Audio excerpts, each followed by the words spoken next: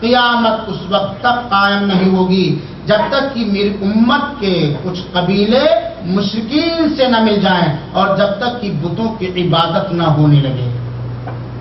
اور آج مسلمانوں کے اندر شرک کھلم کھلا موجود ہے، بلکہ شرک اکبر کی طرف دعوت دینے والے بھی موجود ہیں۔ چنانچہ آپ نے سمجھا سنا کہ عبادت صرف اللہ رب العالمین کی ہونی چاہیے۔ آج طواف بھی قبروں پر ہو رہا ہے، ولی کو قربت حاصل کرنے کے لیے نذر و نیاز بھی کیا جا رہا ہے۔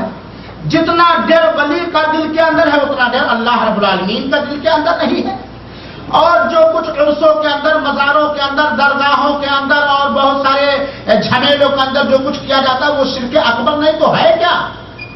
تو بڑے افسوس کے ساتھ یہ بات کہی جاتی ہے کہ مسلمانوں کی جماعت کے اندر یا اسلام کی طرف نسبت کرنے والوں کے اندر بھی شرک اکبر موجود ہے، جس کا ختم کرنا ہم توحید سمجھنے والوں کے اوپر ذمہ داری ہے۔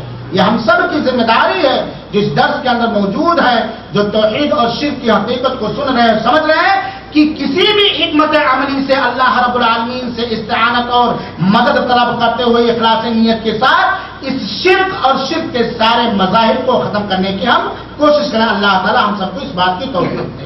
سوال ہے، کیا غیر اللہ سے دعائیں کرنا، جیسے ولیاں، پیراں، نبیاں، رسول، ان سے دعائیں کرنا جائز ہے؟ اس کا حکم کیا ہے؟ جواب سنیے شیخ عبدالحادی صاحب سے۔ غیر اللہ سے دعا کرنا یہ شرک اکبر ہے۔ جیسے کہ آپ سن چکے ہیں کہ دعا کرنا عبادت ہے اور یہ صرف اللہ کا حق ہے۔ اللہ کا حق جب غیر کو دے دیا جائے گا تو شرک ہو جائے گا اور اس کی معافی نہیں ہوگی۔ اللہ تبارک و تعالیٰ نے سورہ شعراء میں ارشاد فرمایا، فَلَا تَدْعُ مَعَ اللَّهِ إِلَٰهًا آخَرَ فَتَكُونَ مِنَ الْمُعَذَّبِينَ۔ اللہ کے ساتھ دوسرے معبود سے دعا مت کرو، دوسرے معبود کو مت پکارو، ورنہ عذاب پانے والوں میں سے ہو جاؤ گے۔ تو عذاب پانے والے کون ہیں؟ مشرکین ہیں۔ اللہ نے اس سے صریح طور پر روکا ہے۔ اور ایسے ہی اللہ کے رسول صلی اللہ علیہ وسلم نے ارشاد فرمایا، صحیح بخاری شریف کی روایت ہے، من مات وهو يدعو من دون الله ندا دخل النار۔ جو اس حالت میں مرا کہ اللہ کے ساتھ کسی اور کو اللہ کے برابر مان کر دعا کیا کرتا تھا، اللہ کے برابر سمجھ کر کسی اور سے بھی دعا کیا کرتا تھا، تو وہ دخل النار، جہنم میں جائے گا، جہنم میں داخل ہوگا۔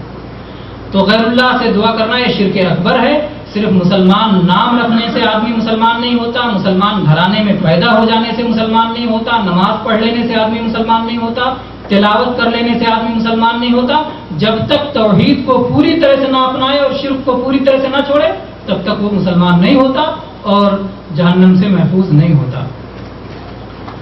اب جب آپ نے یہ سنا کہ غیر اللہ سے دعا شرک اکبر ہے تو آئیے یہ معلوم کرتے ہیں، کیا دعا عبادت ہے؟ اللہ اور رسول نے کیا دعا کو عبادت بتایا ہے؟ اس کا جواب آپ بھائی۔ ہاں، دعا عبادت ہے۔ اللہ تعالیٰ نے دعا کو عبادت کہا ہے اور رسول اکرم صلی اللہ علیہ وسلم نے بھی دعا کو عبادت کہا ہے۔ اللہ تعالیٰ نے سورہ غافر کی آیت نمبر 60 کا بیان فرمایا، وَقَالَ رَبُّكُمْ ادْعُونِي أَسْتَجِبْ لَكُمْ۔ تمہارے رب نے فرمایا کہ تم مجھ سے دعا کرو، میں تمہارے لیے قبول کروں گا۔ اور اللہ تعالیٰ دعاؤں کو قبول کرتا ہے۔ اور رسول اکرم صلی اللہ علیہ وسلم نے، ترمذی کی روایت ہے جو صحیح روایت ہے، اللہ کے رسول اکرم صلی اللہ علیہ وسلم جو ٹوک فیصلہ کر دیا، الدعاء والعبادہ، دعا ہی عبادت ہے، دعا ہی عبادت ہے۔ تو قرآن آیت سے اور حدیث رسول سے یہ بات معلوم ہوتی ہے کہ دعا عبادت ہے۔ اور اگر دعا عبادت نہ ہوتی تو نمازوں کے اندر چند جسمانی حرکتوں کے علاوہ سب دعائیں ہی نہ پڑھنی پڑتی ہے بات کہ نہیں؟ اور حج کے اندر چند جگہوں پر جا کر کے دعائیں ہی پڑھنی ہے۔ تو دعا عبادت ہے، اور دعا چاہے اللہ کی تعریف پر مشتمل ہو، حمد و ثنا پر، یا اللہ تعالیٰ سے مانگنے پر مشتمل ہو، کسی طرح کی دعا غیر اللہ کے لیے جائز نہیں ہے، بلکہ یہ شرک اکبر ہے۔ جب دعا عبادت ہے تو آئیے یہ بات معلوم کریں کہ کیا مردے لوگ بھی دعاؤں کو سنتے ہیں؟ جواب دیں گے فضیلت الشیخ عبدالحادی صاحب مدنی حفظہ اللہ۔ मुर्दे दुआ को नहीं सुन सकते। अल्लाह तबारक व तआला ने सूरह नमल में इरशाद फरमाया, इन्नका ला तुस्मिउल मौता, ऐ अल्लाह के नबी सल्लल्लाहु अलैहि वसल्लम आप मुर्दों को नहीं सुना सकते। और ऐसे ही फरमाया, वला तुस्मिउस सुम्मद दुआ, और आप बहरों को दुआ नहीं सुना सकते। कुछ लोग कहते हैं ये कुफारे मक्का के लिए कहा गया है, असल में मुर्दे सुन सकते हैं। तो उनसे पूछो कि कुफारे मक्का को बहरे भी कहा गया, असल में बहरे सुन सकते हैं। दोनों चीजें अल्लाह ताला ने फरमाया, मुर्दों को नहीं सुना सकते, बहरों को नहीं सुना सकते। इसका मतलब असल ये है कि मुर्दे नहीं सुनते, बहरे नहीं सुनते, आप उनको नहीं सुना सकते। और अल्लाह तबारक व तआला ने सूरह फातिर में फरमाया, वमा अंत बिमुस्मिइन मन फिल कुबूर, आप उनको नहीं सुना सकते जो कब्रों में मदफून हैं, जो कब्रों में दफन है, उनको नहीं सुना सकते। जहां जहां कब्रों में दफन लोगों के बारे में आया है कि उन्होंने सुना है, उतना उतना मुअजिज़ा है, अल्लाह तबारक व तआला की तरफ से खुसूसी तौर पर वहां सुना दिया गया है, उस पर ईमान लाया जाएगा, उससे ज्यादा नहीं। जैसे मिसाल के तौर पर जब मुर्दे को दफन करके चलते हैं तो हदीस में आता है कि मुर्दा पांव की खड़खड़ाहट सुनता है, लेकिन जब लोग वापस लौटते हैं तो सिर्फ पांव ही नहीं खड़खड़ाते लौटते हैं, कुछ बातें भी करते चलते हैं। लेकिन अल्लाह के रसूल सल्लल्लाहु अलैहि वसल्लम ने ये नहीं फरमाया कि बातें भी सुनता है, सिर्फ खड़खड़ाने को बताया तो सिर्फ खड़खड़ाना ही सुनता है, उससे ज्यादा नहीं आप मान सकते। तो जितना कहा गया है उससे ज्यादा नहीं, क्योंकि ये गैब की बातें हैं और गैब की बातें अल्लाह के रसूल सल्लल्लाहु अलैहि वसल्लम के वास्ते ही से मालूम हो सकती हैं, हम डायरेक्ट नहीं जान सकते।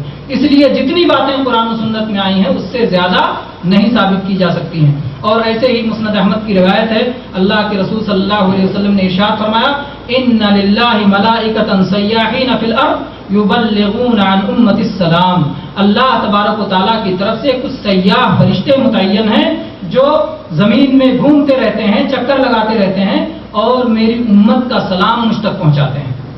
अगर अल्लाह के नबी सल्लल्लाहु अलैहि वसल्लम खुद सुनते तो इन फरिश्तों की क्या जरूरत है? तो इससे मालूम होता है कि अल्लाह के नबी सल्लल्लाहु अलैहि वसल्लम नहीं सुनते हैं। और जब अल्लाह के नबी सल्लल्लाहु अलैहि वसल्लम नहीं सुनते हैं कि मरने के बाद जिनको सबसे अच्छी जिंदगी हासिल है और उनसे अच्छी जिंदगी किसी मरने वाले को हासिल नहीं, मौत के बाद बरज़ख की सबसे आला तरीन जिंदगी अल्लाह के रसूल सल्लल्लाहु अलैहि वसल्लम को हासिल है, तो जब आप नहीं सुनते तो गैर कभी नहीं सुन सकता और किसी हालत में नहीं सुन सकता। बहरहाल, तो जब मुर्दे नहीं सुनते तो क्या इन मुर्दों से हमें फरियाद करनी चाहिए या गायब लोगों से जो सामने नहीं हैं उनसे मदद मांगनी चाहिए? इसका जवाब शेख मोहतरम से सुनिए। आपको किसी चीज की जरूरत हो और वो जरूरत किसी ऐसे आदमी के पास मांगने जाएंगे जो सोया हो या बेहोश पड़ा हो या जो आपकी जबान समझता ही ना हो, आप अपनी जरूरत उससे दुनिया के अंदर भी उस शख्स से मांगेंगे जो आपकी बात को सुन रहा हो, समझ रहा हो। तो फरियाद करना, मदद मांगना अल्लाह ताला के अलावा किसी और से जायज नहीं है। फरियाद करना, मदद मांगना सिर्फ अल्लाह ताला से जायज है, क्योंकि अल्लाह रब्बुल आलमीन ऊँघता नहीं, सोता नहीं। अल्लाह रब्बुल आलमीन हर एक की सुनता है, हर एक की देखता है। लिहाजा फरियाद को सुनने वाला वही है, उसके अलावा कोई नहीं। चुनाचे उन कामों पर फरियाद करना गैरुल्लाह से जिन कामों के करने की कुदरत सिर्फ अल्लाह रब्बुल आलमीन ही को है, यह शिर्क अकबर है। उन कामों में किसी और से फरियाद करना, मदद मांगना, जिस कामों में फरियाद सुनने के लायक, पूरी करने के लायक, मदद करने के लायक सिर्फ अल्लाह रब्बुल आलमीन ही है, उसमें गैरुल्लाह से फरियाद करना और मदद करना ये शिर्क बिल्लाह है। अल्लाह के रसूल अकरम सल्लल्लाहु अलैहि वसल्लम ने फरमाया, इद तस्तगीसून रब्बकुम फस्तजाब लकुम, जब तुम लोग अपने रब से फरियाद कर रहे थे तो अल्लाह रब्बुल आलमीन ने तुम्हारे फरियाद को कबूल किया। फरियाद को कबूल करना, मदद पहुंचाना, ये अल्लाह रब्बुल आलमीन की कुदरत है, उसके अलावा किसी और को नहीं। खुद रसूल अकरम सल्लल्लाहु अलैहि वसल्लम को देखिए, रसूल अकरम सल्लल्लाहु अलैहि वसल्लम किससे मदद मांगते थे अपनी जिंदगी के अंदर? जब आपको कोई गम लाहिक होता, कोई परेशानी आ रही आती, तो किससे आप फरियाद करते? सुनन तिरमिज़ी की सही रिवायत है, काना इदा असाबहु हम्मुन औ गम, जब नबी करीम सल्लल्लाहु अलैहि वसल्लम को कोई फिक्र लाहिक होती, कोई गम लाहिक होता, تو آپ کیا کہتے؟ یا حی یا قیوم برحمتک استغیث، یا حی یا قیوم برحمتک استغیث، اے حی اور قیوم، یہ کون ہے؟ اللہ تعالیٰ تیری رحمت کے ذریعے تجھ سے فریاد کر رہے ہیں، تیری رحمت کے واسطہ لے کر کے ہم تجھ سے فریاد کر رہے ہیں۔ جو ہمارا نبی ہے، جس پر ہمارا ایمان ہے، جو سب سے افضل و برتر ہے، وہ بھی جب فریاد کرتے تھے تو کس سے فریاد کرتے تھے؟ یا اللہ المدد۔ اللہ کے رسول یہ نہیں کہتے تھے یا خواجہ المدد، یا غوث المدد، یا فلاں المدد۔ یہ شرک اکبر ہے۔ لہذا فریاد کرنا، مدد مانگنا ایسے کاموں میں جس کی قدرت صرف اللہ رب العالمین ہی کو حاصل ہے، یہ اللہ تعالیٰ سے کیا جائے گا، اور اللہ کے علاوہ کسی سے کرنا یہ شرک اکبر ہے۔ سوال ہے، کیا غیر اللہ سے مدد طلب کرنا جائز ہے؟ جواب شیخ صاحب سنائیں۔ ابھی آپ جواب سن رہے تھے کیا غیر اللہ سے فریاد کرنا درست ہے، اور پھر سوال ہے کیا اللہ غیر اللہ سے مدد کرنا درست ہے، جائز ہے؟ مدد اور فریاد میں فرق یہ ہے کہ مدد آدمی کسی وقت بھی مانگتا ہے، اور فریاد یہ ہوتا ہے کسی غم کے موقع پر، مصیبت کے موقع پر جو ایک ویک چیختا اور پکارتا ہے، اس کو فریاد اور دعائی کہتے ہیں۔ تو استغاثہ ہوتا ہے خاص مشکل میں پڑے تو فریاد کرے، اور مدد کسی وقت بھی مانگ سکتا ہے آدمی، مشکل کے بغیر بھی آدمی مدد چاہتا ہے۔ تو مشکل کے بغیر بھی مدد مانگنا یہ غیر اللہ سے حرام ہے، اور مشکل کے وقت بھی غیر اللہ کو پکارنا حرام ہے۔ دونوں حالتوں میں غیر اللہ کو پکارنا حرام ہے، جیسا کہ ہم ہر نماز میں اس بات کا اقرار کرتے ہیں، ہم کہتے ہیں ایاک نعبد و ایاک نستعین، اے اللہ ہم تیری ہی عبادت کرتے ہیں اور تجھ سے ہی مدد مانگتے ہیں۔ اور اللہ کے نبی صلی اللہ علیہ وسلم نے ارشاد فرمایا، سنن ترمذی کی روایت ہے، اذا سألت فاسأل اللہ واذا استعنت فاستعن باللہ، جب مانگو تو صرف اللہ سے مانگو، اور جب مدد چاہو تو صرف اللہ سے مدد چاہو۔ تو مدد غیر اللہ سے مانگنا یہ درست نہیں ہے، بلکہ یہ بھی شرکیہ امور میں سے ہے۔ البتہ آپ کسی زندہ اور حاضر آدمی کو مدد کے لیے پکاریں تو کیا شریعت میں یہ جائز نہیں ہے؟ اس کا جواب شیخ محترم سے سنیے۔ کسی زندہ کو مدد کے لیے پکارنا ان کاموں میں جن میں وہ مدد کرنے کی طاقت رکھتا ہے جائز۔ جیسے مثال کے طور پر آپ بیمار ہیں، ہسپتال تک پہنچانے کے لیے اپنے کسی روم پارٹنر سے کہیں مجھے ہسپتال تک پہنچا کر کے میری مدد، تو وہ ہسپتال تک پہنچانے کی طاقت رکھتا ہے۔ تو ایسے کاموں میں جس میں کوئی حاضر مدد کرنے کی طاقت رکھتا ہے، اس میں اس سے مدد مانگی جا سکتی ہے۔ جیسے میں نے مثال دیا، اب اگر ہم اس سے مدد مانگے کہ بہت بڑا تہجد گزار ہے، بڑی بڑی داڑھی، لمبی لمبی تسبیحیں ہیں، جناب میری بیماری دور کر دو، وہ بیماری دور کرنے کی طاقت نہیں رکھتا۔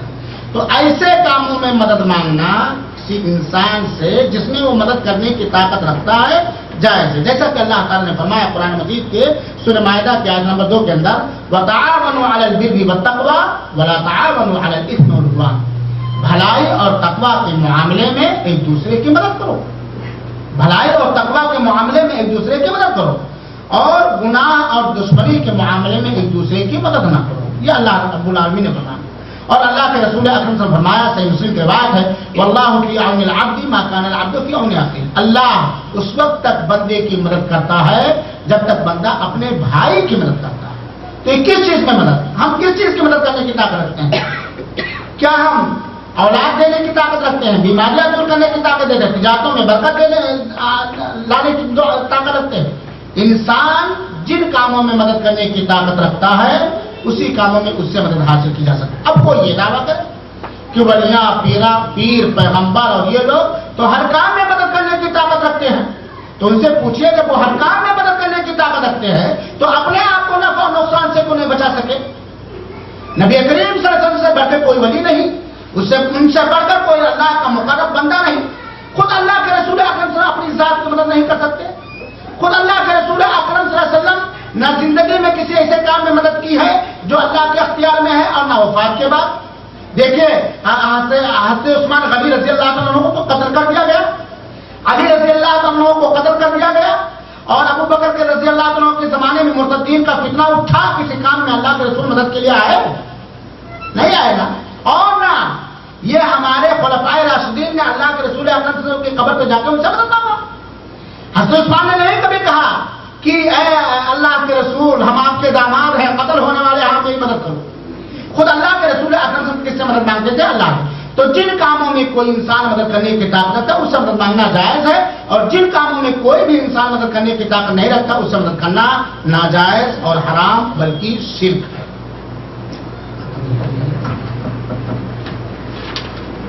سوال ہے کیا غیر اللہ کے لیے نظر ماننا جائز ہے؟ جواب سنا شیخ سے۔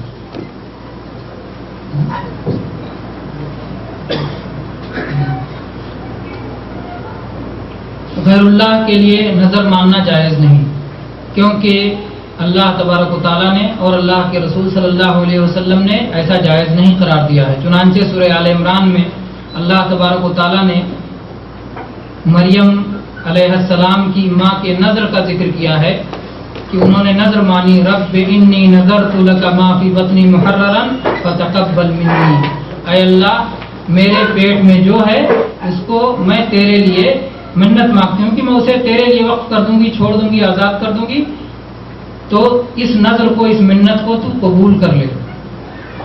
تو نظر صرف اللہ سے مانگی گئی، اور ایسے ہی اللہ کے نبی صلی اللہ علیہ وسلم نے ارشاد فرمایا من نظر ان یطیع اللہ فلیطعہ ومن نظر ان یعصیہ فلا یعصہ، کہ جو اللہ کی فرما برداری کی منت مانگے تو وہ اسے پوری کرے، اور جو اللہ کی نافرمانی کی منت مانگے تو اسے پوری نہ کرے۔ اور نظر کے بارے میں یہ اصول بھی بتایا گیا ہے کہ نظر کا کوئی فائدہ نہیں ہے۔ اللہ کے نبی صلی اللہ علیہ وسلم نے ارشاد فرمایا ہے انما النذر لا یأتی بشیء، نظر کا کچھ بھی فائدہ نہیں ہے۔ شیء عربی میں ایک قاعدہ ہے کہ اگر نکرہ استعمال کیا جائے نفی کے بعد تو تعمیم ہوتا ہے، یعنی ذرہ برابر نظر کا فائدہ نہیں ہے۔ انما یستخرج بہ من مال البخیل، نظر سے صرف بخیل کا مال نکلتا ہے۔ ایک آدمی جو ویسے اللہ کے لیے نہیں خرچ کرتا کہ صدقہ و خیرات کرے، اللہ نے اسے دیا ہے، اپنا عبادت کرے اور دوسرے کام کرے، بخل کے ساتھ رہتا ہے، تو وہ اللہ سے شرط لگا کے خرچ کرتا ہے، اللہ میرا کام ہوگا تب خرچ کروں گا، اللہ میرا کام ہوگا تب خرچ کروں گا۔ تو یہ بخل کی علامت ہے، نظر اور منت ماننا یہ بخیلی کی علامت ہے، اور اسلام نے بتایا گیا ہے کہ یہ اصلا نہیں ہے، اس کا کوئی فائدہ نہیں ہے سوائے اس کے کہ اس سے بخیل کا مال نکلتا ہے۔ لیکن اگر کسی نے نظر مان لیا اور نظر میں کوئی نافرمانی نہیں ہے تو اسے وہ پورا کرے گا، اسے پورا کرنا ضروری ہے۔ جیسے کسی نے نظر مانی کہ اگر میرا یہ کام ہو گیا تو میں اتنا خرچ کروں گا، تو اسے خرچ کرنا ضروری ہے۔ کسی نے نظر مان لیا کہ میں عمرہ کرنے جاؤں گا تو اسے نظر پوری کرنا ضروری ہے۔ لیکن اگر کسی نے نظر مانا کہ میں فلاں بابا کے جو ہے قبر پہ جا کے چادر چڑھاؤں گا تو یہ نافرمانی ہے، شرک ہے، اس لیے نہیں پورا کرے گا۔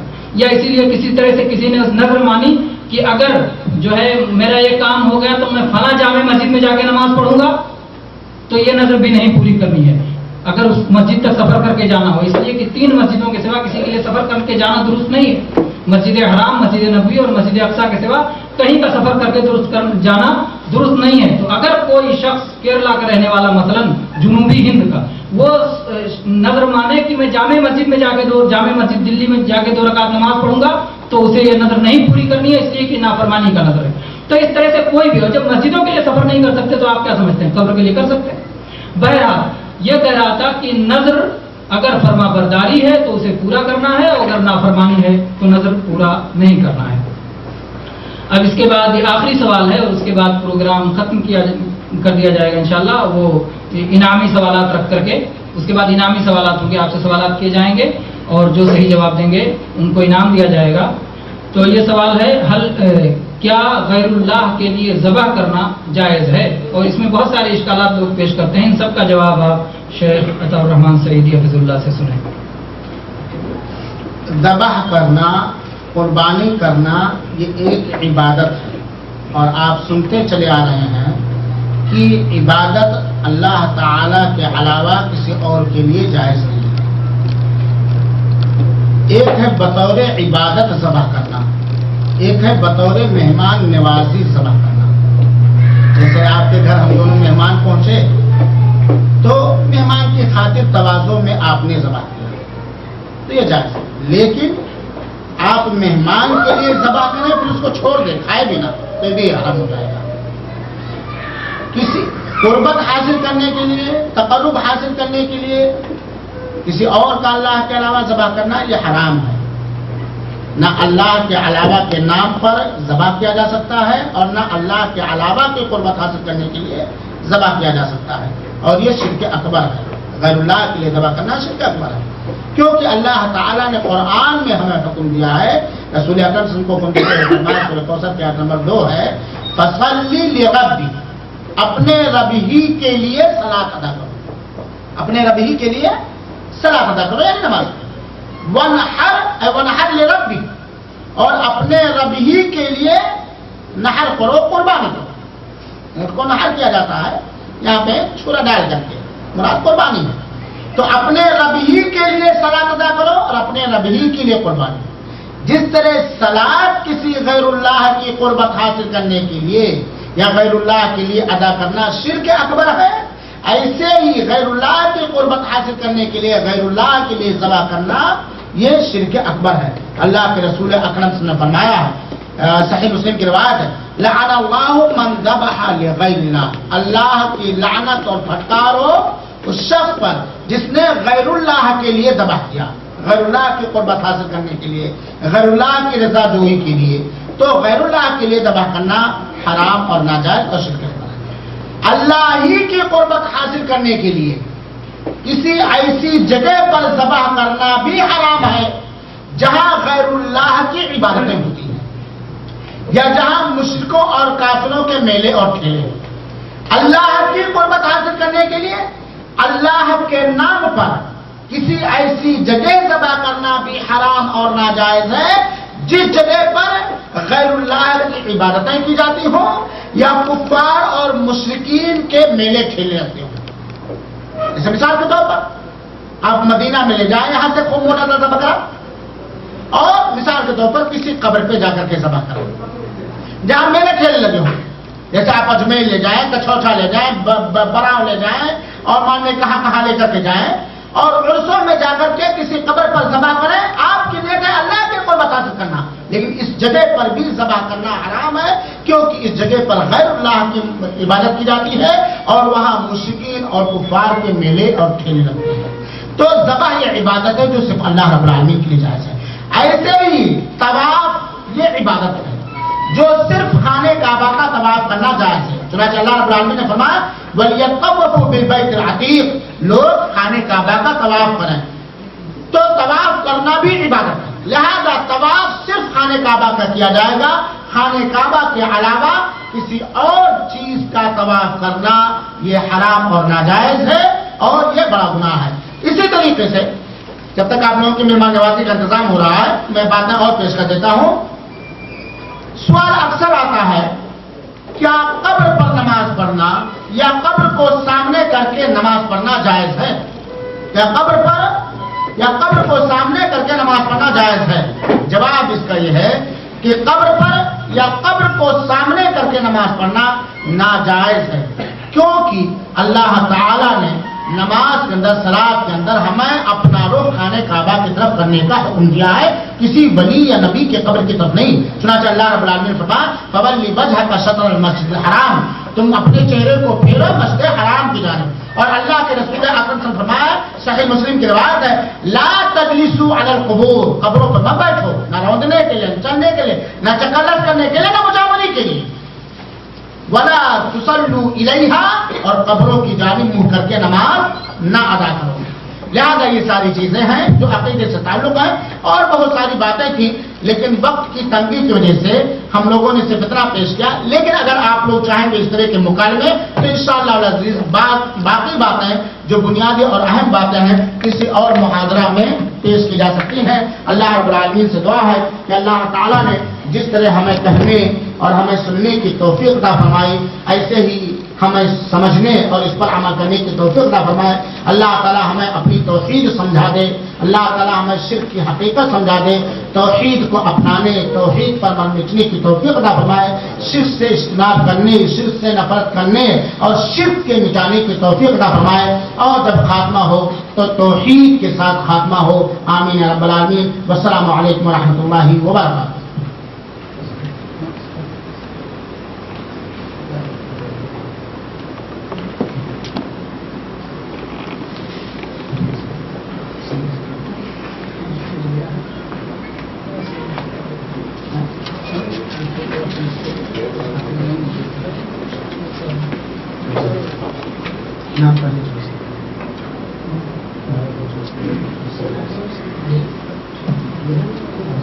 یہ انعام ہے.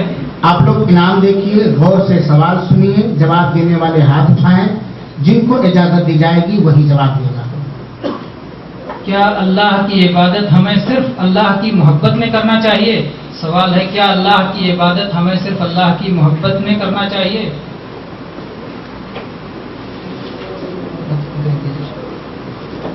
چلیے بولیے پیچھے. ہاں, اللہ کی عبادت اس لیے کرنا چاہیے ہم پر فرض ہے. سوال کیا ہے اس میں؟ سوال ہے, کیا اللہ کی محبت ہمیں صرف اللہ کی محبت میں کرنا چاہیے؟ جنت پورا نہیں ہو پایا, واضح نہیں. چلیے بیچ میں آپ بشیر صاحب, کیا نام ہے ان کا؟ سوال یہ ہے کہ اللہ کی عبادت اس لیے کرنا چاہیے کہ جہنم سے ڈرے اور جنت طلب کرے. صحیح صحیح, یعنی صرف محبت میں نہیں بلکہ خوف اور لالچ بھی ہونا چاہیے. یعنی عبادت میں محبت یہ بنیاد ہے, لیکن عبادت خوف اور طمع سے خالی نہیں ہونا چاہیے. صرف محبت بھی ہو عبادت سے, اللہ کا ڈر بھی ہو اور اللہ کی نعمتوں کی لالچ بھی ہو. آئیے جواب لے جائیے. وہ جواب نہیں لے جائیے, انعام لے جائیے. ارے وہ کہاں کہاں آپ کا بوجھ لے کے گھومیں گے. آئیے آپ خود آئیے.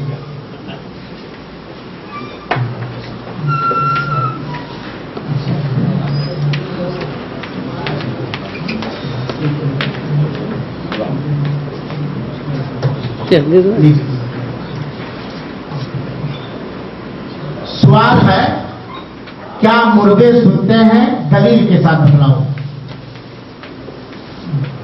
کیا مردے سنتے ہیں؟ دلیل کے ساتھ. آج ذکر کرنا ضرور نہیں, اس کا ترجمہ بھی ذکر کر سکتے ہیں. جاننے والے ہاتھ ہیں. چلیے آپ بتائیے. جب بندے ان کو مردوں کو دفنا کر واپس ہوتے ہیں تو ان کے قدموں کے آہٹ سنتے ہیں. نبی صلی اللہ علیہ وسلم کا ارشاد ہے. سوال سنیے, پہلے سوال سنیے. سوال کیسے کیجیے شیخ؟ کیا مردے سنتے ہیں؟ دلیل کے ساتھ جواب دیجیے. جی نہیں, مردے نہیں سنتے. دلیل یہ ہے کہ جب صحابہ کرام جب علی رضی اللہ عنہ کا قتل ہوا تب قرآن و حدیث سے جواب دیجیے. جو بتایا گیا تھا, اس کی تو کئی ساری دلیلیں بتائیں گے. چلیے آپ لوگ بات بتا رہے ہیں. چلیے ان کے پیچھے والے سپورٹ. مجھے نہیں سنتے ہیں. ہاں, اور حضور اکرم صلی اللہ علیہ وسلم کے مسند احمد کی دلیل ہے کہ فرشتے نے کہا ہے. حضور اکرم صلی اللہ علیہ وسلم نے کہا ہے کہ فرشتے نے صرف میرے کو سلام دیتے سنتے ہیں. مسند احمد کی دلیل ہے. کیا دلیل ہے؟ صرف معنی بتانا ہے اس کا. مطلب ہاتھ اٹھائیے بھائی, میں کس کو دیکھوں؟ اس پارٹی میں ایک دم لاسٹ والے. ہاں ہاں سنتے ہیں بس اللہ رب العزت کو سنائے. ہاں, جیسے کہ جب دفن کر کے واپس آتے تو قدموں کی آہٹ بس سنتے ہیں, زیادہ نہیں. لگتا ہے لوگ آخری بار یاد ہو جاتی ہے, شروع کی بھول جاتے ہیں. جواب پورا نہیں. چلیے نہیں صاحب آپ جواب دیجیے. اللہ قرآن میں بول رہا ہے, رسول صلی اللہ علیہ وسلم جواب دیجیے, ہاں یا نہیں. نہیں, ہاں مجھے نہیں سنتے, مردے نہیں سنتے. قرآن میں اللہ بول رہا ہے, اللہ کے رسول صلی اللہ علیہ وسلم کو مردے نہیں سن سکتے, تو مردے کو سنا نہیں سکتے اور بہرے نہیں سن سکتے. یہ جواب آئیے نام لے اللہ جائیے. تعالیٰ نے فرمایا ہے کہ آپ مردوں کو نہیں سنا سکتے. گلاس دیا جا رہا ہے نام, تاکہ مرحومین کو ثواب پہنچانے کے لیے شربت پلائیں غریبوں کو.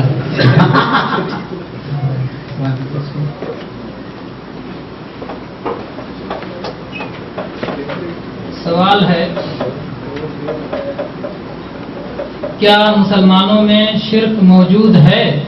کیا مسلمانوں میں شرک موجود ہے؟ انعام قلم.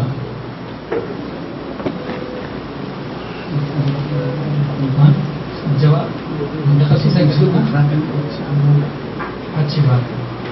ہاں چلیے آپ بتائیے. ہاں مسلمانوں میں شرک موجود ہے. کیا دلیل ہے کہ موجود ہوگا مسلمانوں میں؟ کوئی ہے دلیل؟ کہ ابھی دیکھ رہے ہیں جیسے غیر اللہ سے وہ دعا مانگتے ہیں. جی ٹھیک ہے, آئیے لے لیتے ہیں. یعنی وہ جو جس کو شرک کہا گیا وہ چیز ظاہر ہے. اس کے علاوہ بھی ہے کہ اللہ تعالیٰ نے قرآن میں کہا ہے کہ بہت سارے لوگ ایمان کے ساتھ شرک کرتے ہیں. اللہ نے قرآن میں بات بتائی.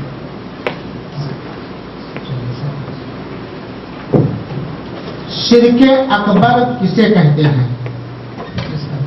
شرک اکبر کسے کہتے ہیں؟ دلیل کے ساتھ بتائیے. شرک اکبر کسے کہتے ہیں؟ دلیل کے ساتھ. ہاں بتاؤ بھائی.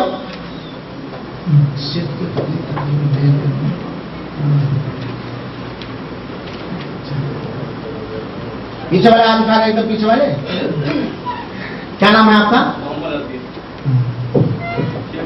کہتے ہیں درگاہوں پہ جا کے منتیں مانگنا. یہ تو شرک کی ایک چیز صورت ہوئی. شرک کس کو کہتے ہیں؟ ایسی کوئی چیز بتائیے جس میں ہر شرک آ جائے. شرک کسے کہتے ہیں؟ چلیے آپ جواب دیجیے. ہاں شرک اکبر اسے کہتے ہیں جو خصوصیت اللہ تعالیٰ کی ہے وہ کسی اور کو دے دینا, جیسا کہ اس کے بارے میں نوح علیہ السلام نے اپنے بیٹے سے کہا تھا کہ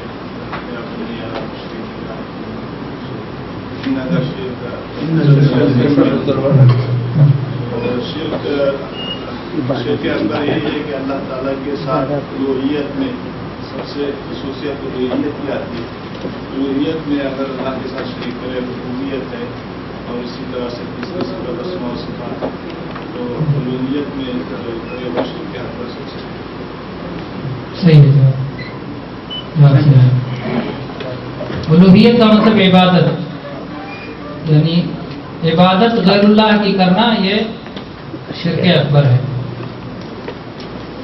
خصوصیات اور حقوق دو چیزیں ساتھ میں, اللہ کی خصوصیات اور اللہ کے حقوق غیر کو دے دینا شرک اکبر.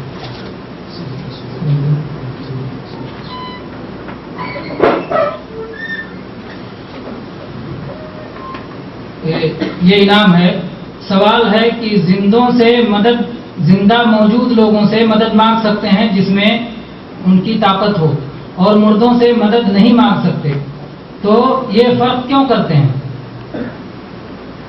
یہ فرق کیوں کرتے ہیں کہ زندہ موجود جس کی طاقت رکھتا ہے اس سے مدد مانگ سکتے ہیں اور غیر اللہ سے ان چیزوں میں دوسری چیزوں میں مدد نہیں مانگ سکتے؟ چلیے بولیے.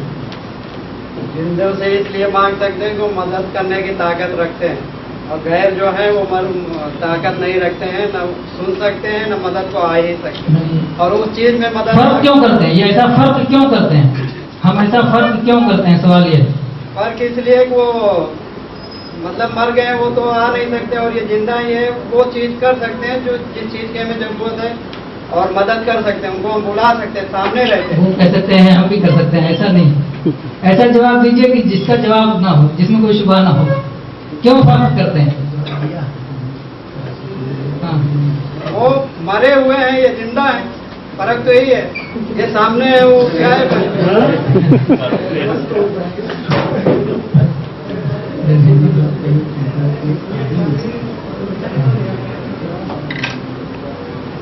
اب جواب بہت قریب ہے, اور ایک بات آپ نے کہا لیکن تھوڑی وضاحت کرنی تھی اس کی. ٹھیک ہے, آپ نے کہا تھا بالکل مدد کے لیے آ نہیں سکتے. آئیے, یہ ہے کہ اللہ اور رسول نے فرق کیا ہے اس لیے ہم فرق کرتے ہیں. صحیح جواب یہ ہے کہ اللہ اور رسول نے ایسا فرق کیا ہے اس لیے ہم ایسا فرق کرتے ہیں. آپ نے کوشش کی, جزاک اللہ خیر, کیونکہ ایسا اس کا جب بتایا نہیں گیا تھا جواب, اور اس لیے آپ نے کوشش کی. آپ نے کوشش کی. اللہ رسول نے فرق کیا ہے جس میں اس میں ہم فرق کرتے ہیں, اور جس میں فرق نہیں کیا اس میں ہم فرق نہیں کرتے.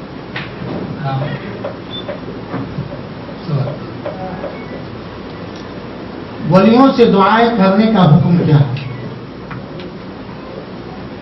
چلیے मुझे से दुआएं करने का हुक्म यह है कि शिरक अकबर। बस जवाब सही देना।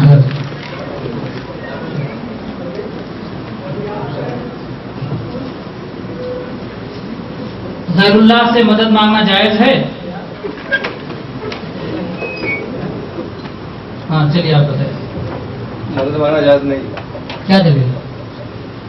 गैरुल्लाह मतलब उसको किसी की वो नहीं ईया का नाम हो तो वही का नस्तरी। हम आप अल्लाह ही से मदद मांगते हैं, सूरह फातिहा पढ़ते हैं। हाँ चलिए। अल्लाह ताला ने रसूलों को किस लिए भेजा?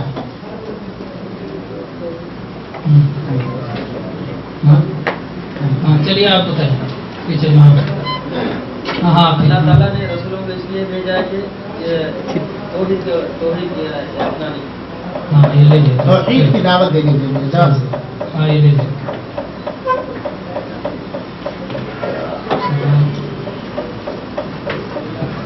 हम अल्लाह की इबादत किस तरह करें?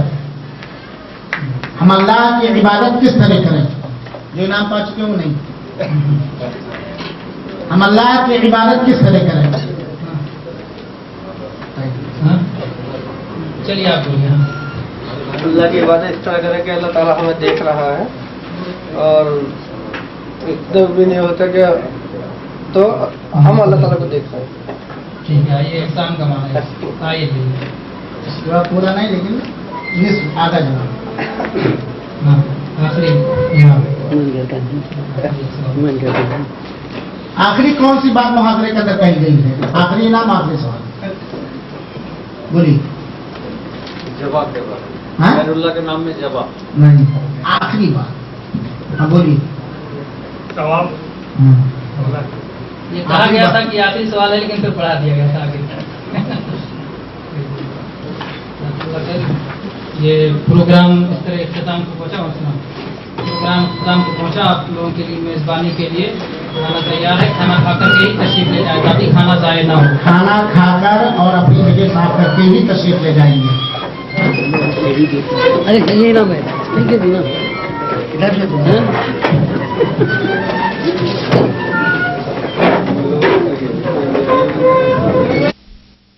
अस्सलामु अलैकुम व रहमतुल्लाहि व बरकातुहू। अल्हम्दुलिल्लाह नहमदुहु व नस्तईनुहु व नस्तगफिरुहु व नुमिनु बिही व नतवक्कलु अलैहि व नऊज़ु बिल्लाहि मिन शुरूरि अनफुसिना व मिन सय्यिआति अअमालिना। मन यहदिहिल्लाहु फला मुदिल्ल लहु व मन युद्लिलहु फला हादिय लहु व नशहदु अन ला इलाहा इल्लल्लाह व नशहदु अन्न मुहम्मदन अब्दुहु व रसूलुहु। अम्मा बाद फ़इन्न खैरल हदीस किताबुल्लाह व खैरल हदी हदी मुहम्मद सल्लल्लाहु अलैहि वसल्लम व शर्रल उमूरि मुहदसातुहा व कुल्ल मुहदसतिन बिदअह व कुल्ल बिदअतिन ज़लालह व कुल्ल ज़लालतिन फिन्नार। क़ाल अल्लाहु तआला फ़ी कलामिहिल मजीद फ़स्अलू अहलज़ ज़िक्रि इन कुंतुम ला तअलमून। दोस्तों और भाइयों, अल्लाह की तौफीक से हस्ब वादा आप लोगों की फरमाइश पर ये हफ्ता सिर्फ सवालों जवाब के लिए ख़ास किया गया है। और आपको मालूम है कि इस मजलिस में इंशाअल्लाह ताला जहाँ तक मेरी मालूमात होगी मैं कोशिश करूँगा कि कुरान और हदीस की रोशनी में आपके सवालात का जवाब दूं। अल्लाह ताला से मेरी ये दुआ है कि अल्लाह मुझे इसकी तौफीक अता फरमाए और हम सबको सुनने से ज़्यादा अमल करने की तौफीक बख्शे। जो बात मुझे मालूम होगी वो मैं इंशाअल्लाह ताला कुरान और हदीस की रोशनी में आप तक पहुँचाऊँगा, और जो बात नहीं मालूम होगी उसके लिए मैं मादरत तलब करता हूँ, क्योंकि हमारे असलाफ का, हमारे बुज़ुर्गों का, सलफ़ का, सहाबा का, अइम्मा का, ताबईन का, तबे ताबईन का यही तरीक़ा रहा है कि जो जानते थे वो बतलाते थे, जो नहीं जानते थे वो कह दिया करते थे मुझे नहीं मालूम है। तो इसमें कोई आर की बात नहीं है, बल्कि ये भी एक इल्म है। हज़रत امام مالک رحمۃ اللہ علیہ کے بارے میں آتا ہے کہ ان سے سینکڑوں سوالات پوچھے گئے، جس میں سے انہوں نے صرف 4 سوالات کے جوابات دیے، صرف 4 سوالات کے جوابات دیے، اور جب ان کا آخری وقت آیا تو وہ رو رہے تھے، تو ان کے شاگردوں نے کہا کہ امام دارالہجرہ، آپ کو اللہ تعالیٰ نے دین کی خدمت کرنے کی توفیق بخشی اور آپ مدینۃ الرسول صلی اللہ علیہ وسلم میں رہ کر دین کی خدمت کرتے رہے، اب اللہ نے چاہا تو آپ کے ساتھ اللہ تعالیٰ خیر کرے گا، کیا وجہ ہے آپ کے رونے کی؟ آخری وقت ہے، آپ کیوں رو رہے ہیں؟ تو امام دارالہجرہ فرماتے ہیں کہ مجھ سے بہت سارے سوالات پوچھے گئے، تقریباً ایک دفعہ سینکڑوں سوالات پوچھے گئے، لیکن میں نے ان سب کے جوابات میں نے نہ دیے، البتہ میں نے ان میں سے 4 سوالات کے جوابات دیے۔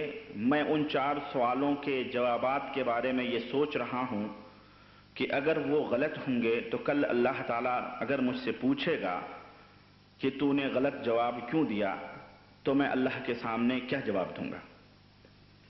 یہ بہت بڑی ذمہ داری ہوتی ہے، اور یہ بہت بھاری ذمہ داری ہوتی ہے، کیونکہ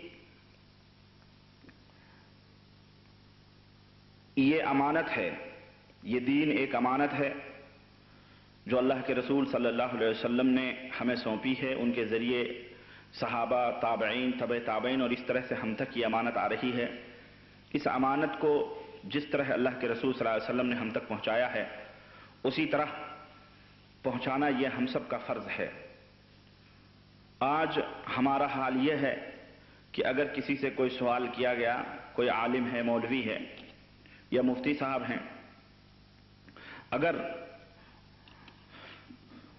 اس نے جوابات نہ دیے تو اسے سمجھا جاتا ہے کہ یہ بڑا کم علم آدمی ہے، چھوٹا ہے، اس کو علم نہیں، اور اسے حقیر سمجھا جاتا ہے۔ یہی وجہ ہے کہ ہمارے یہاں کے علماء اکثر و بیشتر لوگ نہ جانتے ہوئے بھی اپنی مولویاں باشد کی چپ نہ شود والا مسئلہ اپنی راگ الاپتے رہتے ہیں، کہ تاکہ عوام الناس لوگ ہمیں یہ نہ سمجھیں کہ یہ جاہل ہے، ہمیں بہت بڑا عالم سمجھیں، بہت بڑا مفتی سمجھیں۔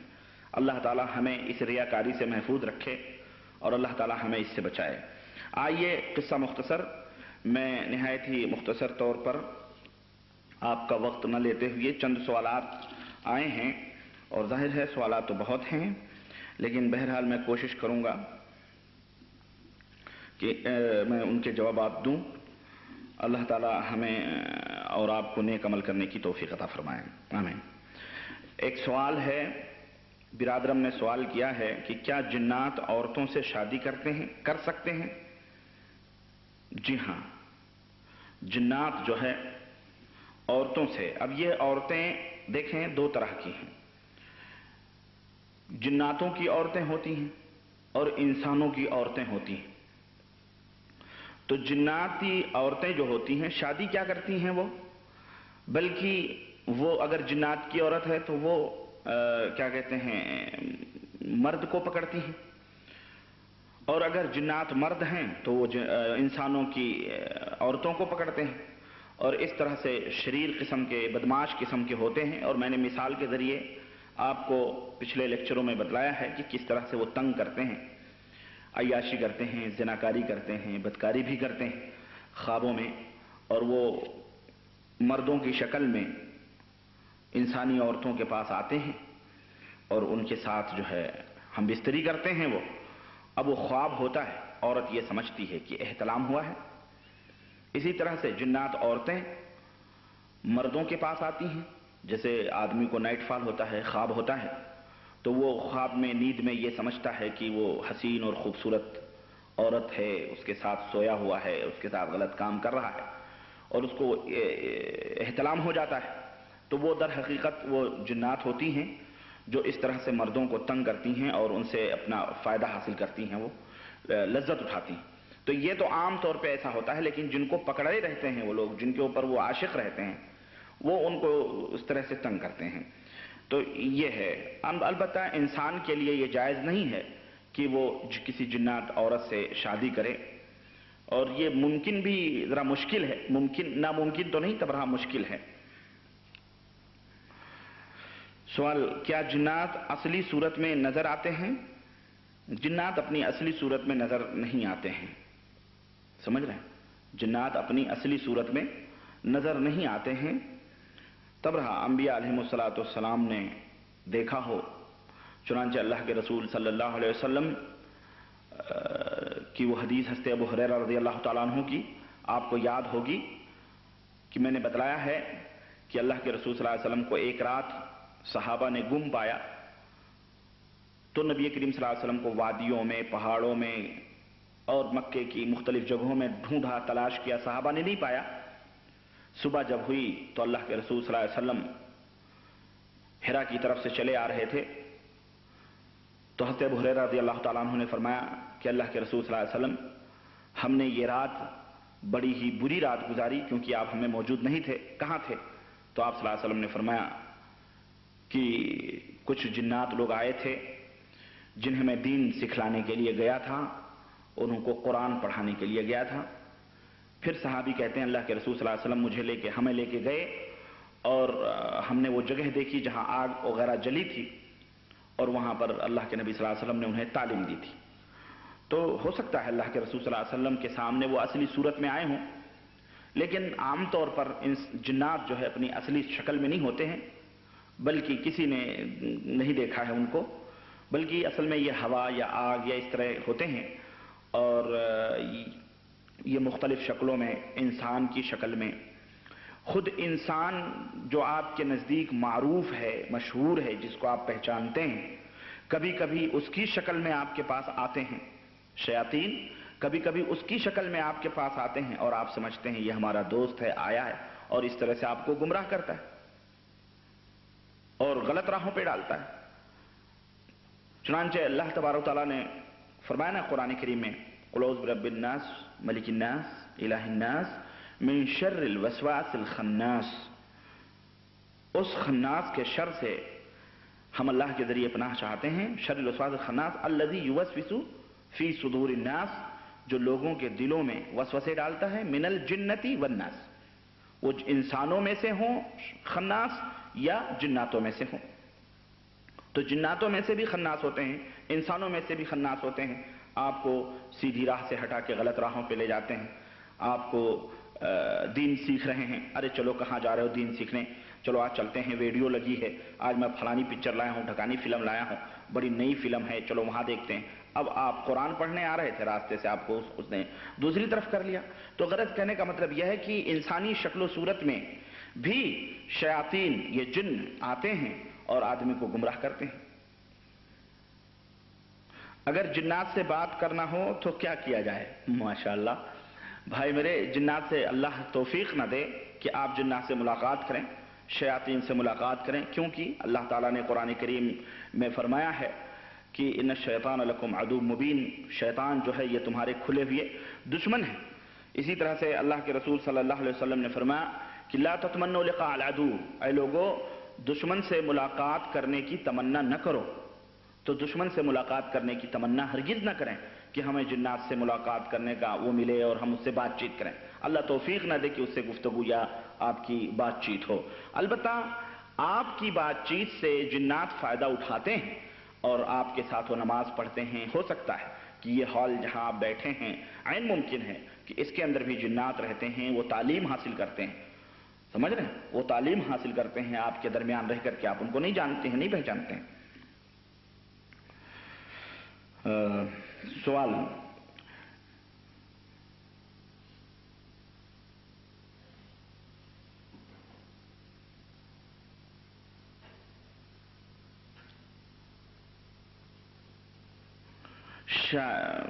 ایک سوال ہے، بھائی نے لکھا ہے کہ شاہد ہونے والوں کو اور شیطان لگنے والوں کو، میرا خیال ہے کہ جنہیں شیطان لگتے ہیں ان کے بارے میں پوچھ رہے ہیں کہ شیطان لگنے والوں کو لوگ درگاہوں میں لے کر جاتے ہیں، رکھتے ہیں، اور وہاں پر حاضری بھی آتی ہے जिसे पागलपन के दौरे वगैरह और कुछ या तकरीबन लोगों को ठीक भी हो जाता है। ये कहाँ तक बात सही है?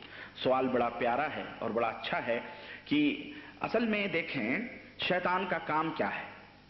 मैंने बतलाया भी है, लेकिन बहरहाल मैं आपको बताऊं कि शैतान की हमेशा ये कोशिश होती है कि किस तरह से, चुनांचे अल्लामा इब्न क़य्यिम अल-जौज़ी रहमतुल्लाह अलैह ने अपनी किताब तफसीर, उनकी किताब है किताब तफसीर, सूरह क़ुल औज़ु बिरब्बिल फ़लक़ और सूरह क़ुल औज़ु बिरब्बिन नास की तफसीर में फरमाते हैं कि शैतान की सबसे पहली कोशिश और सबसे पहला हमला जो होता है वो इंसान के ईमान पर होता है, इंसान के अकीदे पर होता है कि वो ये सोचता है कि इस बंदे को किस तरह से गुमराह कर दें, मुर्तद बना दें, मुशरिक बना दें और या काफिर बना दें। देखें काफिर और मुशरिक में फर्क है, आप ये समझने की कोशिश करें। काफिर और मुशरिक में फर्क है। काफिर उसे कहते हैं जो अल्लाह का इनकार करने वाला, और मुशरिक उसे कहते हैं जो अल्लाह को मानता हो। क्यों? इसलिए कि अगर वो अल्लाह का इनकार करता है, अल्लाह को नहीं मानता है, तो फिर शिर्क किसके साथ करेगा वो? समझ रहे हैं? समझने की कोशिश करें कि अगर कोई शख्स अल्लाह का इनकार करता है तो बात तो खत्म हो गई। मसलन आप हैं, हमारे दोस्त हैं, मैं आपको आपकी दोस्ती का इनकार करता हूं, क्यों? मेरे दोस्त नहीं है, मैं नहीं मानता। और फिर कोई कहे कि रब्बानी साहब फलाने के पार्टनर हैं, फलाने के शरीक हैं, तो ये बेवकूफी वाली बात है कि नहीं? भाई वो तो कह रहे हैं वो हमारे दुश्मन, हम उनको जानते भी नहीं, फिर कैसे वो पार्टनर हो सकते हैं? समझ रहे हैं ना? तो काफिर और मुशरिक में फर्क है। काफिर वो है जो अल्लाह वहदहू ला शरीक को मानता ही ना, इनकार करे वो। लेकिन जो मुशरिक है, अच्छा फिर वो काफिर की कई शक्लें होती हैं। क़यामत का इनकार करने वाला भी काफिर है, आखिरत का इनकार करने वाला भी काफिर है, जन्नत और दोज़ख का इनकार करने वाला भी काफिर है। यानी जो अल्लाह तबारक व तआला के दीन का मजाक उड़ाए, अल्लाह के नबियों का इनकार करे, किताबों का इनकार करे, मलाइका का इनकार करे, उसे मुशरिक नहीं कहेंगे, उसे काफिर कहेंगे। लेकिन सब कुछ मानता है, क़यामत मानता है, आखिरत मानता है, जन्नत मानता है, दोज़ख मानता है, अल्लाह को आलिमुल गैब भी मानता है, मुश्किल कुशा भी मानता है, हाजत रवा भी मानता है, नबियों के ऊपर ईमान रखता है, कुरान के ऊपर भी ईमान रखता है, फरिश्तों के ऊपर भी ईमान रखता है, इस्लाम के 5 अरकान को वो तस्लीम करता है। लेकिन उसके साथ साथ, सब कुछ मानने के साथ साथ वो कुछ ऐसी हरकतें करता है जिससे शिर्क लाजिम आता है, ऐसे आमाल करता है जो शिरकिया आमाल हैं, और उनका फैसला कुरान और हदीस करते हैं। एक इंसान का अमल शिरकिया कब होगा? जब कुरान और हदीस उसके ऊपर शाहिद होंगे। मिसाल के तौर पर अल्लाह वहदहू ला शरीक को आलिमुल गैब मानता है, अल्लाह वहदहू ला शरीक को बारिश उतारने वाला, मारने वाला, जिलाने वाला सब कुछ मानता है, लेकिन वो साथ साथ ये भी कहता है कि फलाने स्थान पे जाओ और वहां जो कुछ भी कहो, वो बुत जो है तुम्हारी बातों को सुनते हैं, फरियादों को सुनते हैं, उनसे जो कुछ तलब करो वो तुम्हें देते हैं। तो ऐसे आदमी को क्या कहेंगे? ऐसे आदमी को मुशरिक कहेंगे। इसी तरह से वो किसी दरगाह के ऊपर ले जाके, भाई ये दरगाह है, ये बाबा सब कुछ देखते हैं, सुनते हैं, सबकी फरियादें करते हैं, सब कुछ करते हैं, झोलियां भर भर के देते हैं, सब ये शिर्क है सरासर। हालांकि वो कलमा पढ़ता है, वो ला इलाहा इल्लल्लाह कहता है, मुसलमान अपने आप को कहता है, लेकिन वो मुशरिक। क्यों? इसलिए कि वो ऐसे आमाल करता है जिससे शिर्क लाजिम आता है, जिससे शिर्क लाजिम आता है। तो शैतान का सबसे पहला हमला इंसान के ईमान और अकीदे पर होता है, और वो ये चाहता है कि इस आदमी को मुशरिक बना दें, इस आदमी को बिदती बना दें, इस आदमी को मुर्तद कर दें, इस आदमी को किसी लग़्व काम में अल मुहिम, यानी सबसे पहले ईमान के ऊपर हमला होता है। तो जिन लोगों को जिन्नात पकड़ते हैं, आप जानते होंगे और इस बात को आपका तजर्बा भी होगा, बल्कि मेरा तो अपना तजर्बा है, जाती तजर्बा है, क्योंकि मैं अपने ज़माने जाहिलियत में जब मैं बिदती था, मुशरिक था, कब्र परस्त था, दरगाही था, है ना, बरेलवी था, रजा खानी था, जो भी कह लें, बहरहाल अल्लाह ताला ने हमें निजात दिया। तो जब मैं उस वक्त था तो उस वक्त मज़ारों के ऊपर कसरत होती थी औरतों की, मर्दों की, और वहां पर हम लोग जिन्नात छुड़ाने का भी मज़ार के ऊपर काम करते थे, और उनके हाथों में अगरबत्तियां, वो सब बता चुका हूं मैं आप लोगों को, करता था मैं। तो बल्कि बाद जिन्नात तो ये कहते थे चिल्ला के, जल गए जल गए जल गए, बाबा जल गए, बाबा जल गए, गए गए, बाबा मर गए, बाबा छोड़ दो, बाबा छोड़ दो, या बाबा छोड़ दो, हम चले जाएंगे, ये इस तरह की आवाजें निकालते थे। بعض कुछ सरकश किस्म के होते थे, सरकश किस्म के, तो वो कहते थे हम यहाँ नहीं सही होंगे, हमें फलाने दरगाह पे ले चलो, फलाने बाबा के मज़ार पे ले जाओ, बहराइच शरीफ ले गो, गाजी बाबा के पीर बाबा के गाजी बाबा के मज़ार पे लेके चलो, वहां हम सही होंगे। बाज घरों ही में से चिल्लाते थे हम यहाँ नहीं सही होंगे, हमको फलानी दरगाह पे ले चलो, फलानी। क्यों? आखिरकार मालूम है आपको, हर आदमी ये बात जानता है कि शैतान का जो हमला होता है वो उसके ईमान और अकीदे पे होता है, और वो शैतान मजबूर करता है उसके घर वालों को कि वो किसी भी तरह से इस घर से निकल के किसी दरगाह पे, किसी शैतान को आपने नहीं सुना होगा कि वो कहे मुझे मस्जिद के अंदर ले चलो ना। सुना है आपने कभी? मैंने तो आज तक नहीं सुना। किसी शैतान ने ये नहीं कहा होगा कि मुझे कुरान पढ़ के सुनाओ, कहेगा वो? हरगिज़ नहीं। क्यों? इसलिए कि ये अल्लाह का कलाम है, मस्जिद अल्लाह के घर हैं, मसाजिद अल्लाह के घर हैं। वो वहां शैतान कहां आपकी रहनुमाई कर रहा है? दरगाहों पे। क्यों? वो उसी का अड्डा है, वो उसका अड्डा है, और वो चाहता है कि आपको मजबूर करे और मजबूर करके आपको दरगाह तक पहुंचाए। अब जब आप दरगाह पे पहुंच गए तो जाहिर है सबसे बड़ा बुरा काम तो आपने ये किया कि आप दरगाह की जियारत के लिए गए। दूसरे, आप वहां जाके फरियाद करेंगे, वहां वो हाजिरी आएगी, वो नाचेगा, कूदेगा, खुश होगा। अब नाचना कूदना उसका जो है, इंसान ये समझता है कि ये जो है इसके ऊपर सवारी आ गई। हालांकि वो नाचता कूदता क्यों है मालूम? वो खुशी में नाचता कूदता है कि देखो हम इसके ईमान को बर्बाद करने के लिए किस तरह से यहां पे लाएं। कोई बंदे मोमिन होगा, मुवहिद होगा, तौहीद और सुन्नत का जानने वाला होगा, वो मरना गवारा करेगा, लेकिन कभी भी अल्लाह वहदहू ला शरीक के साथ वो शिरक नहीं करेगा। शैतान के जो नाजायज और शिरकिया मुतालबात हैं वो कभी भी उन मुतालबात को पूरा नहीं करे। शैतान ने कहा एक मुर्गा ज़बह करो, फलाने वीराने में डाल दो, अगर वो मुवहिद होगा वो कहेगा मैं कुछ नहीं करता अल्लाह के सिवा। अल्लाह के रसूल सल्लल्लाहु अलैहि वसल्लम ने फरमाया है, हफ्ते अली की रिवायत, कि मन ज़बह लिगैरिल्लाहि, अल्लाह की लानत होती है उस आदमी के ऊपर जो अल्लाह के सिवा गैरों के लिए, गैर की खुशी के लिए, रिजा के लिए और उसके नाम पर कोई चीज ज़बह करता है, किसी ज़बीहे को। समझ में आई बात? तो ये जो दरगाहों पर जाते हैं, भाई ने सवाल किया है, वहां हाजिरी आती है, बेशक आती है, हाजिरी वहां आती है। क्यों? वो शैतान का अड्डा है। शैतान वहां नहीं हाजिर होगा तो कहां हाजिर होगा? थोड़ी देर वो मखौल करता है, थोड़ी देर वो आपको एश पेश देता है, हाजिर नहीं होता है। आपके दिल में ये अकीदा बिठाने के लिए, देख बाबा कितनी शक्ति, कितने पावर और कितनी ताकत वाले हैं कि मुझ जैसा सरकश शैतान भी खींच के बाबा के पास चला आया। अब मैं यहां से जाऊंगा, सही हो जाऊंगा, और फिर मैं यहां से जल जाऊंगा। अब आपका ईमान और अकीदा वहीं खराब हो गया, वहीं आपके ईमान और अकीदे का सौदा कर दिया, उसने लूट लिया और आप बर्बाद हो गए। अपना ईमान और अकीदा बेच दिया आपने, गद्दारी की आपने अल्लाह तबारक ताला के साथ, आपने ईमान के अंदर जो है क्या कहते हैं, बेवफाई की अल्लाह वहदहू ला शरीक के साथ। तो ये जो हाजिरी होती है ये इसीलिए होती है।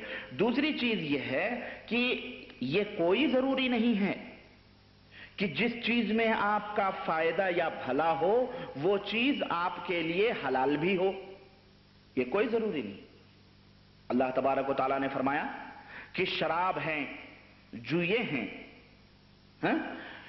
इसमें मुनाफा बहुत है, इसमें फायदा बहुत है, लेकिन इन दोनों से इन दोनों में फायदे से ज्यादा आदमी के ऊपर गुनाह है। आदमी जुआ खेलता है, उसमें फायदा होता है उसको, भाई कुछ नहीं, फट्टू फकीर है, लेकिन जुआ खेला, करोड़पति बन गया। वो फट्टू फकीर है, 2 रुपए का लॉटरी टिकट खरीदा, दूसरे दिन ड्रा हुआ और दूसरे दिन रिजल्ट निकला और जनाब आली वो लखपति बन गया। फट्टू फकीर, फायदा हुआ तो क्या वो हलाल है हमारे लिए? हरगिज़ नहीं, वो हराम है। समझ रहे? तो कोई जरूरी नहीं। फिर दूसरी चीज यह है कि जिस तरह मुसलमानों के दरगाहों पर जिन्नात जाके छूटते हैं, इसी तरह हिंदुओं के स्थानों के ऊपर भी जिन्नात जाके छूटते हैं। आप राजस्थान, हरियाणा और अपने यूपी और दूसरे जगहों पे जहां जहां आप रहते हैं, आप वहां देखें मंदिरों के ऊपर जाके हिंदुओं की औरतें वहां झूमती हैं, वहां उनको जिन्नात आते हैं, वो बाजे बजा के, बर्तन बजा के, घंटी tin tin tin tin tin tin करके, सिंदूर लगा के, मोरछल लगा के, मुख्तलिफ किस्म के हरकत कर करके उस जिन्नात को जलाते हैं, उस जिन्नात को पकड़ने की कोशिश करते हैं। तो क्या मतलब, वो तमाम सब चीजें हमारे लिए हलाल हैं? क्या मतलब, वहां पे भी जिन्नात हाजिर होते हैं तो वो सही और जायज है? हरगिज नहीं, बल्कि वो तमाम सब तरीके हराम हैं और बिल्कुल बातिल हैं, खुराफात हैं, चाहे वो मज़ारात के हों और चाहे वो स्थानों पर देवी देवताओं या किसी पेड़ या किसी पौधे के पास हों। ये इसकी भाई ने कहा है कहां तक सही है, तो सही नहीं है, ये सरासर झूठ है। शैतान, एक सवाल है कि शैतान से बचने और उसके इलाज और मुआलजे की आयतें और दुआएं किताब की शक्ल में मौजूद हैं, और अगर है तो उस किताब का नाम बताएं। इंशाअल्लाह तबारक व तआला मैंने जो लेक्चर दिए हैं ये चारों लेक्चर बेइज़्निल्लाह किताबी शक्ल में आएंगे, और अल्लाह से दुआ करें कि अल्लाह मुझे तौफीक अता फरमाए कि अल्लाह ताला मुझे ये तैयार करने की तौफीक बख्शे, तो इंशाअल्लाह ताला वो पूरी तफसीलात आपके पास आ जाएंगी बहुत जल्द दिनों।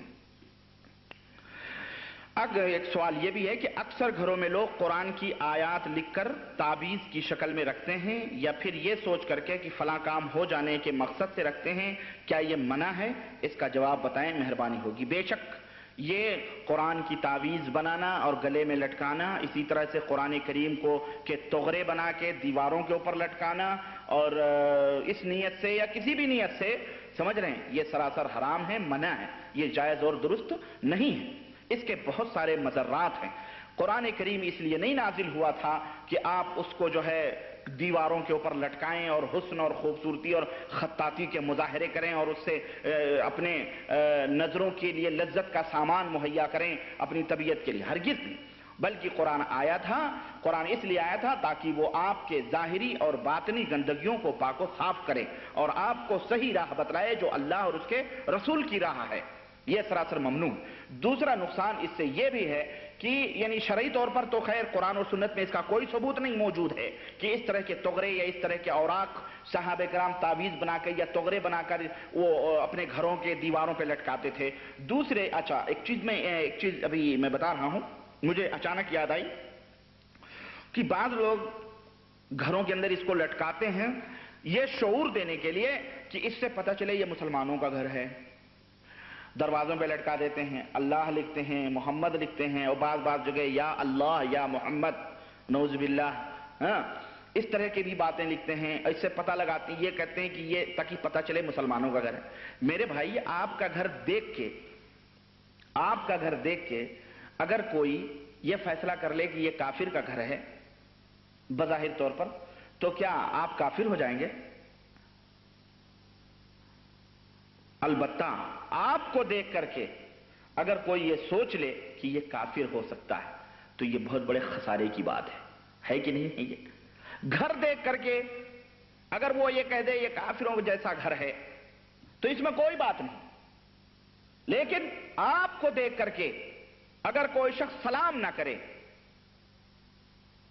आपको देख करके कोई शख्स ये सोच ले कि आप काफिर हैं, आपकी शक्ल सूरत, आपके चाल चलन, आपके तौर तरीके, आपका उठना बैठना, आपका खाना पीना, अजान हो रही है मस्जिद के अंदर नहीं जा रहे हैं, अजान हो रही है बैठे हुए हैं, गप्पे मार रहे हैं, कुछ भी नहीं, नमाज भी नहीं पढ़ रहे हैं, ये देख करके कोई आदमी अगर आपके बारे में यह फैसला कर ले तो यकीनन ये शर्म से डूब मरने की बात है। ये घर कैसा भी हो चलेगा, अल्लाह तबारक व तआला के यहां अल्लाह ताला तुम्हारे घरों को नहीं देखता, तुम्हारा घर कैसा है, तोगरा लगा है कि नहीं लगा है, लिखा है कि नहीं, इस्लामी तौर तरीके का घर है, इस्लामी तरफ से बना हुआ है या नहीं बना हुआ, अल्लाह ताला उसको नहीं देखता है, बल्कि अल्लाह तबारक व तआला तुम्हें देखता है कि मेरा बंदा कैसा है। तुम झोपड़ी में भी रहो लेकिन मुसलमान बन के रहो, मुसलमान जैसी शक्लो सूरत बना के रहो, मुसलमान जैसी हैयत बना के रहो, मुसलमान जैसे तौर तरीके अपना के रहो, मुसलमान जैसे खाओ, मुसलमान जैसे पियो, मुसलमान जैसे उठो, मुसलमान जैसे बैठो, इस्लाम जैसा हुक्म देता है उस तरह से जिंदगी गुजारो। ये असली चीज है, इसको अपनाने की कोशिश करें। समझ रहे? ये एक बात थी। तो बाद लोग इस तरह के तोगरे लगा करके दीवारों के ऊपर रखते हैं। मैं बता ये रहा था कि नुकसान इसका यह भी है कि आदमी या औरत घर है, घर के अंदर है عورتوں کو منتھلی بلیڈ آتے ہیں، حیض آتے ہیں، آدمی کبھی نجس ہو جاتا ہے، ناپاک ہو جاتا ہے، اب وہ دروازے پہ آتے جاتے قرآن ہے، قرآن کی آیتیں لکھی ہیں، اس کی نظریں پڑیں گی، ناپاکی کی حالت میں قرآن کا پڑھنا جائز نہیں ہے، حرام ہے یہ. تو اس طرح قرآن کی توہین ہوتی ہے، یہ قرآن کی اس طرح سے توہین ہوتی ہے، یہ نقصان ہے. بہرحال یہ جائز نہیں ہے، بلکہ اگر اس نیت سے کرتا ہے کہ ہمارا فلاں کام ہو جائے تو یہ تو پرلے درجے کا گناہ ہے، سمجھیے جائز اور درست ہرگز نہیں ہے.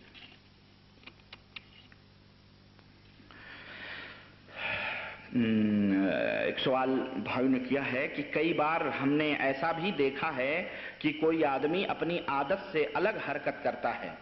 جب لوگ کسی مولوی صاحب کو بلا کر لاتے ہیں تو وہ پوچھتے ہیں کہ تم کون ہو؟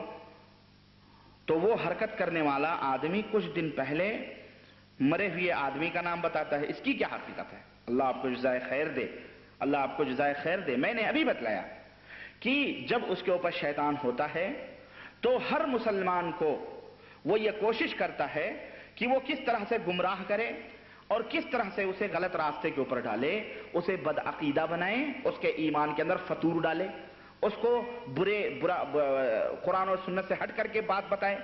ہر مسلمان کا، ہر مومن کا یہ عقیدہ ہے، ہر مومن کا یہ عقیدہ ہے کہ مرنے کے بعد میں روحیں اللہ تبارک و تعالیٰ کے ہاں جاتی ہیں. وہ روح اگر جنتی ہے تو اعلی علیین میں ہوتی ہے، اور اگر وہ روح جہنمی ہے تو وہ روح کہاں ہوتی ہے؟ سجین میں ہوتی ہے. پھر وہاں سے وہ روحیں پلٹ کے اس دنیا میں نہیں آتی. یہ ایک مسلمان کا عقیدہ ہے. یہ قرآن ہمیں یہ عقیدہ دیتا ہے، حدیث ہمیں یہ عقیدہ دیتی ہے، نبی نے ہمیں یہ عقیدہ دیا. اب جو شیطان یہ کہتا ہے کہ میں فلانے سواری جب آتی ہے تو میں فلاں آدمی ہوں، مرنے والے کا نام بتاتا ہے، یہ آپ کو بدعقیدہ بنا رہا ہے وہ، تاکہ آپ کے ذہن میں وسوسے پیدا ہوں. کیا دیکھیں، ایک پنتھ دو کام کرتا ہے، ایک تو اس آدمی کو بھی تنگ کر رہا ہے، دوسرے آدمی کے اوپر سوار ہو کر کے وہ آدمی کو بدعقیدہ بناتا ہے، بے ایمان بناتا ہے، قرآن و سنت سے اس کا ایمان ہٹانے کی کوشش کرتا ہے. سمجھ آئیے آپ کو؟ تو کوئی آدمی کی روح دنیا کے اندر نہیں آتی ہے.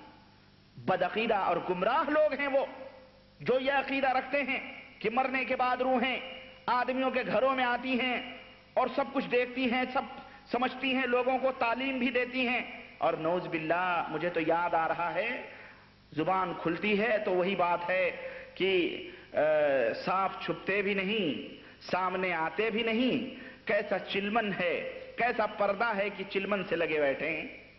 سانپ چھپتے بھی نہیں، سامنے آتے بھی نہیں، کیسا پردہ ہے کہ چلمن سے لگے بیٹھے ہیں. ایسے ایسے موحدوں کی کتابیں میرے پاس موجود ہیں. اور میرے بھائی، میرے عزیز، اللہ کی قسم میں کیا بتاؤں آپ کو. اللہ اکبر، اللہ اکبر، مر گئے بیچارے. اور بڑی بڑی جماعت اپنے آپ کو سواد اعظم کہنے والوں کا یہ عقیدہ ہے کہ حضرت کو مرے ہوئے برسوں گزر گئے اور حضرت اٹھ کر کے تشریف لا رہے ہیں نومن مٹی کھود کے. اور یہ بھی نہیں کہ روح آ رہی ہے، نہ، جسمانی پیکر میں جسم کی شکل و صورت اختیار کر کے حضرت مدرسے میں تشریف لا رہے ہیں، دارالعلوم میں، اور جناب باقاعدہ تعلیم دیتے ہیں، ہدایات دیتے ہیں، کیسے کیا کرنا ہے پوری رہنمائی فرماتے ہیں. نعوذ باللہ، اس طرح کے عقیدے پتہ نہیں آپ کو، بتلا چکا ہوں میں، کھولنے کی ضرورت نہیں ہے، اشارہ ہی کافی ہے. اور ایسے بھی عقیدے ہیں، اللہ اکبر، کہ ہم نے پڑھے ہیں اور موجود ہیں وہ کتابیں کہ کچھ روحیں چاہے زمزم میں ہوتی ہیں. ایک آدمی کا اونٹ گم ہو گیا یا کچھ گم ہو گیا، ایک آدمی کا کچھ گم ہو گیا. یہ حضرت زکریا صاحب رحمۃ اللہ علیہ نے اپنی کتاب تبلیغی نصاب میں لکھا ہے یہ واقعہ. آپ غور کریں کہاں کہاں کیا کیا لوگ مارے ہوئے ہیں، گھپلے کیا کیا کیے ہوئے ہیں، اور کس کس طرح سے ڈاکے ڈالے گئے ہیں. میرے پاس کتاب موجود ہے، جس کو دیکھنا ہے دیکھ لے کہ جناب علی کسی کا کوئی چیز گم ہو گئی یا کچھ ہو گیا، اللہ بہتر جانے. یا میں بتاؤں گا تفصیل انشاءاللہ تعالی، میں انشاءاللہ تعالی تفصیلات اس کی لاؤں گا. تو کسی نے کہا کہ جاؤ چاہے زمزم میں دیکھو، وہاں آواز دو. وہ آدمی گیا، 3 دفعہ آواز دیا، کوئی آواز نہیں آئی. کہا پھر کہا عالم برہوت میں جاؤ. اب یہ عالم برہوت کوئی تبلیغی جماعت والے بھائیوں ہی سے پوچھے کہ بھائی میرے عالم برہوت کدھر ہے. عالم برہوت چاہے زمزم کعبے میں ہے، یہ تو معروف ہے، مطلب یہ ہے وہاں جنتی روحیں رہتی ہیں، چلو مان لیا. لیکن یہ عالم برہوت جہاں برے لوگوں کی روحیں رہتی ہیں وہاں آواز دیں، وہ کدھر ہے؟ عالم برہوت بھی بتایا جائے. اب میں آپ کو چھوڑے، یہ ایک الگ ٹاپک ہے. انشاءاللہ تعالی میں انشاءاللہ تعالی یہ تفصیلات بتاؤں گا. اور میں نے سوچا ہے کہ جو ہمارے ایک بہت بڑی جماعت عالمی طور پر تبلیغی جماعت کے نام سے جو موسوم ہے اور جو اس وقت کام کر رہے ہیں، بیچارے مخلص ہیں اور بڑے اخلاص سے جد و جہد اور لگن سے وہ لگے ہوئے ہیں بیچارے. اللہ تعالیٰ انہیں صحیح راستے کی رہنمائی عطا فرمائے. بھٹکے ہوئے لوگ ہیں وہ، لیکن اخلاص میں شبہ نہیں کرتا، مخلص ہیں وہ، لیکن عمل کے لیے، قبولیت کے لیے صرف اخلاص نیت ہی کافی نہیں ہے، بلکہ اس عمل کا درست ہونا بھی ضروری ہے، وہ کتاب و سنت کی روشنی میں. لیکن میں نے سوچا ہے انشاءاللہ تعالی کہ میں آپ حضرات کے سامنے فضائل نماز کے اندر جو غلط باتیں ہیں، ایمان شکن باتیں ہیں، شرمناک واقعات ہیں، اسے بیان کروں. فضائل حج کے اندر جو ایمان شکن اور عقیدے کے توڑ بدعقیدگی کے دعوت دی گئی ہے اسے بھی بیان کروں. فضائل درود کے اندر بدعقیدگی کی جو دعوت ہے اسے بھی بیان کروں. فضائل قرآن کے اندر جو بدعقیدگی کی دعوت دی گئی ہے اسے بھی بیان کروں. فضائل اعمال کے اندر اور فضائل زکوٰۃ کے اندر، صدقات کے اندر جو بدعقیدگی کی دعوت، اس طرح 9 ٹاپک میرے پاس ہیں، میں نے اکٹھا کیا ہوا ہے. پوری معلومات الحمدللہ، دور جانے کی ضرورت مجھے نہیں پڑی ہے، وہ کتابیں میرے پاس موجود ہیں. میں انشاءاللہ تعالی ان پورے ٹاپکس کے اوپر ان کا پورا پوسٹ مارٹم کرنے کا میں نے ارادہ کیا ہے. میں نے پورا پوسٹ مارٹم کرنے کا ارادہ کیا ہے انشاءاللہ. اور ان کی ایسی ایسی حقیقتیں آئیں گی کہ انشاءاللہ آپ دیکھ کے حیران رہ جائیں گے. صرف اس کا مقصد یہ ہے، اس کا صرف مقصد یہ ہے کہ ان اريد الا الاصلاح ما استطعت، کہ لوگوں اپنے ایمان اور عقیدے کی اصلاح کر لو. کہاں تم جا رہے ہو؟ کس جگر پر، کس نگر پہ جا رہے ہو؟ ذرا سوچو تو صحیح. تو انشاءاللہ تعالی میں انشاءاللہ وہ پوری تفصیلات بتاؤں گا.